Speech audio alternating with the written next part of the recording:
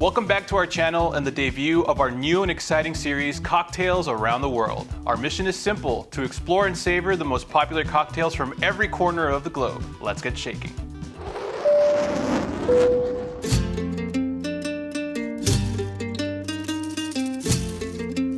Today, we are headed to the land where vibrant colors meet rich traditions, where fiery flavors blend with warm hospitality. Yes, we're heading to the heart of Mexico. Mexico, with its sun-drenched landscapes, its lively fiestas, and its deep-rooted culture, is also home to some of the world's most beloved cocktails. From the world-renowned Margarita to the refreshing Paloma, Mexican cocktails are as diverse and captivating as the country itself. So grab your thirst for adventure and, of course, your cocktail shaker, because we're about to explore the best of Mexico one sip at a time. Vamos!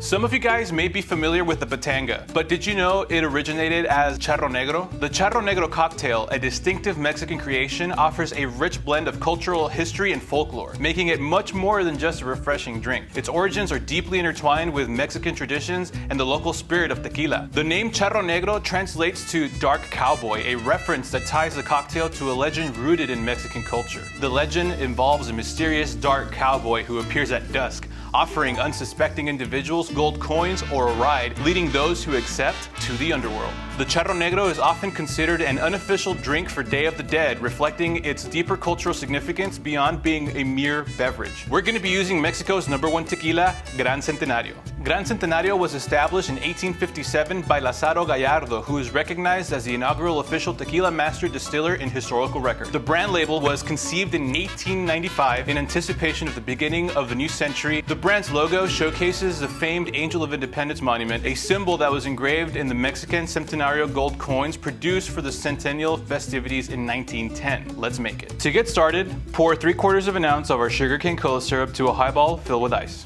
Next, add 1.5 ounces of our Gran Centenario, 1/4 ounce of lime juice, and top with 3 ounces of agua mineral.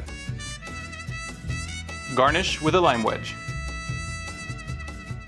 The next cocktail has its origins linked to the Mexican Revolution in Jalisco, el Cantarito. The creation of this drink is said to have been aimed at providing refreshment and recognition to the soldiers after successful battles, given that tequila was a cost-effective and easy accessible beverage. The term Cantarito is derived from the Spanish word cántaro, which translates to pitcher or jug. This is a nod to the customary clay cup or miniature pitcher in which this cocktail is traditionally served. Historically, these clay containers known as cantaritos or jarritos de barro were utilized for collecting and storing water in Jalisco. The permeable clay material of these vessels provides insulation and aids in maintaining the coolness of beverages in the region's subtropical warmth. For our Cantarito, we are going to be using Espolón Blanco tequila. This bright, delicate, and floral tequila is going to pair beautifully with our citrus juices. Being an unaged Blanco, it enables the authentic character of the distillate to take center stage. Its tasting notes are consistent with its creation as a high-end tequila, showcasing a fruitier, lighter profile as opposed to the low-end variants. Numerous critics have commended Espolón Blanco for being a superbly valued Blanco tequila.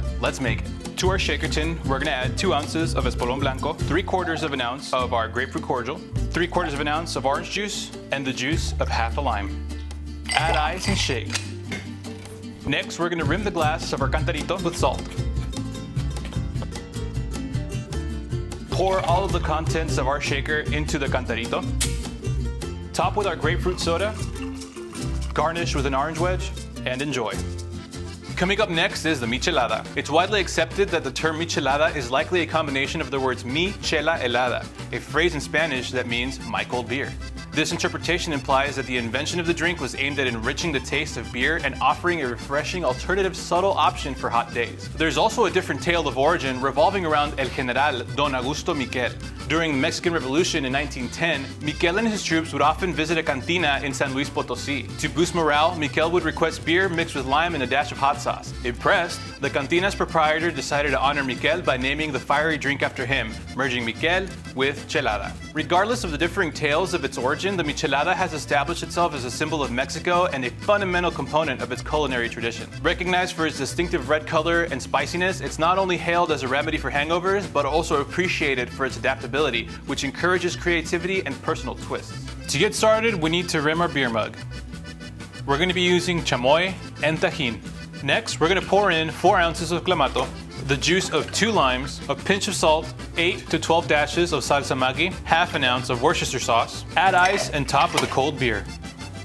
Garnish with the lime wedge.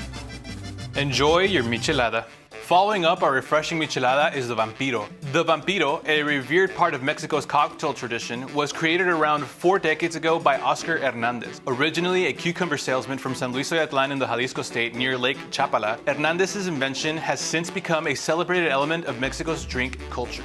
Originally, Hernandez made these cocktails for his personal enjoyment, as a means of refreshing himself in the heat. However, as customers started showing interest, the drink's fame began to spread. He chose the label Vampiro, likening the act of sipping the drink to drawing blood, a playful reference to its bright red hue. The Vampiro has garnered acknowledgement far outside its birthplace of San Luis Oyatlan, turning it into a favorite selection along vacation trails and even among youngsters when it's made alcohol-free.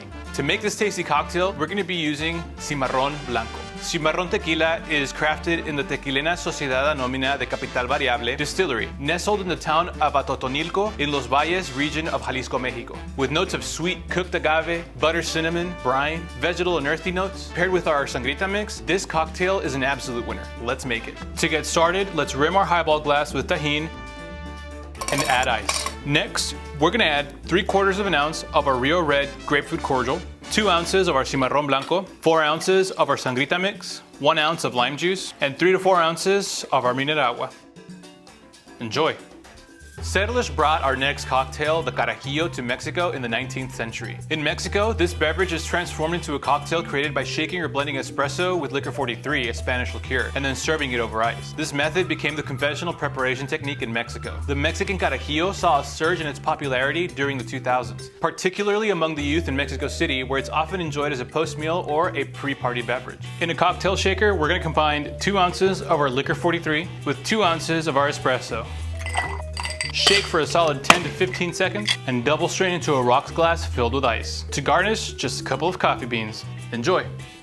Up next is the ever so famous Paloma. The creation of the Paloma cocktail is often attributed to Don Javier Delgado Corona, proprietor of La Capilla, the oldest bar in Jalisco, Mexico. For a long time, he was thought to have invented this cocktail, which is traditionally prepared with tequila and grapefruit soda. On the other hand, it's also believed that the name might have been derived from a mix-up with the Spanish word pomelo, denoting grapefruit, which aligns with the cocktail's key ingredient. Regardless of its uncertain beginnings, the Paloma has cemented its place in Mexico cocktail tradition and is often considered one of Mexico's most favorite tequila-infused cocktails, even overtaking the internationally renowned Margarita in certain areas. Its invigorating citrus-infused taste makes it a top pick, especially during hotter seasons. Its straightforward recipe paves the way for effortless personal tweaks and creativity. As time has passed, numerous variations of the Paloma have developed, integrating diverse citrus juices and sweetening agents to enrich the cocktail's flavor profile. For our Paloma, we're going to be using Don Julio's Blanco Tequila. Don Julio Tequila boasts a strong storied past that stretches back to 1942, when its founder, Don Julio Gonzalez, set up his inaugural distillery known as La Primavera, nestled in the highlands of Jalisco, Mexico. This tequila is sweet, earthy, vegetal, with white pepper notes, all of which will shine through this cocktail. Compared to other tequilas, Don Julio is a premium pick and a worthy addition to your bar. To get started with our Paloma, we're going to rim our highball glass with salt and add ice. Next, we're going to add 3/4 of an ounce of our Rio Red grapefruit cordial, 2 ounces of our Don Julio Blanco tequila, and finally, we're going to top it off with 3 to 4 ounces of agua mineral. Garnish with a grapefruit wedge and enjoy. To finish off this list, the Margarita. Composed of tequila, lime juice, and orange liqueur, the Margarita is universally acknowledged as the quintessential tequila-based drink. Its history is intricate and filled with numerous tales and assertions. A widely accepted narrative credits Carlos Dani Herrera with the creation of the Margarita back in 1938 at his eatery, Rancho La Gloria, suited close to Tijuana, Mexico. According to some sources, Herrera invented the cocktail specifically for Marjorie King, a performer from the Ziegfeld shows, who had allergies to several types of alcohol, but not tequila. Margarita also translates to daisy in Spanish, leading some historians to propose that the Margarita cocktail evolved from the tequila daisy, a drink referenced in the 1930s. This suggests that the Margarita was merely a variant of earlier daisy cocktails, which were typically prepared with a base of liquor, citrus juice, and grenadine. To make our Margarita, we're going to be using Corralejo Blanco. Corralejo Blanco is crafted in the Hacienda Corralejo in Guanajuato, Mexico, a place that has maintained a nearly 250-year tradition of distilling tequila using age-old Mexican techniques. The Hacienda Corralejo was among the pioneer estates in Mexico to manufacture tequila on a commercial scale. This location is significant as the birthplace of Miguel Hidalgo y Costilla, a key figure in the Mexican War of Independence during the early 1800s. Corralejo is one of the limited number of tequila distilleries that have been given the privilege to create tequila outside of Jalisco, owing to its extensive heritage and traditions. Including notes of semi-sweet, slightly floral, and a fusion of raw and cooked agave flavors, this tequila will make this margarita sing. Let's make it. To get started, we're gonna add 2 ounces of tequila to our shaker tin. Next, we're gonna add 1 ounce of lime juice, 3/4 of an ounce of our classic gum syrup, and 1/2 ounce of our orange liqueur. Add ice and shake. Now we're gonna salt the rim of a rocks glass and fill with ice. Strain your cocktail, garnish with a lime wedge, and enjoy. And there you have it. We've journeyed through the vibrant history of Mexico, shaking up some of its finest cocktails along the way. Whether you're a fan of the classic Margarita, the refreshing Paloma, or the unique Vampiro, there's a Mexican cocktail out there for everyone. Remember, the world of cocktails is as vast and diverse as the countries they come from. So don't be afraid to experiment, mix things up, and find your perfect cocktail. If you've enjoyed this cocktail adventure, show us some love by giving this video a big thumbs up. And don't forget to hit the subscribe button and ring the bell so you don't miss any of our future trips around the world of cocktails. We love hearing from you, so share your favorite Mexican cocktail or a country you'd like for us to explore next. Until our next cocktail journey, stay curious, keep shaking, and salud. That's cheers in Spanish.